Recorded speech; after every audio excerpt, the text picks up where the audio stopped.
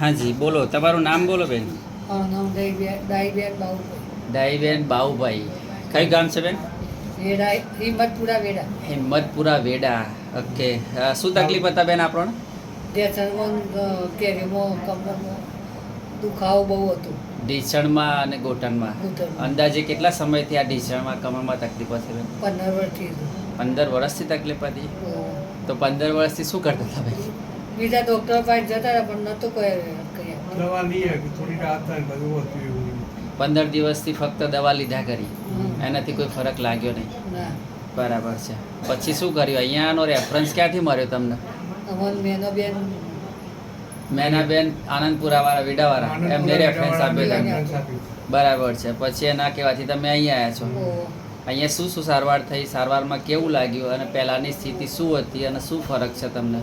પહેલાંની સ્થિતિમાં બેઠવે નહોતું રહેવાતું, હા, કે ઊભે ના રહેવાય, કે એવું હતું. ચલાતું બિલકુલ નહોતું. સતત દુખાવો રહેતો. સતત દુખાવો રહેતો. દુખાવો સતત રહેતો હતો. ઓહો. બરાબર છે. અને અહીંયા સારવાર કેટલા દિવસ આપી તમને? 9 દિવસ. 9 દિવસ સારવાર આપી. આ 9 દિવસમાં શરૂઆતમાં અને અત્યારમાં કેટલો શું શું ફરક લાગ્યો તમને? બહુ સારું લાગ્યું. સારું લાગ્યું? અથવા બેસવા હરવા ફરવામાં કેવું છે તમને? સારું ફરવાનું એ સારું. દુખાવામાં કઈ દુખાવામાં સારું. સારું છે? ઓહો.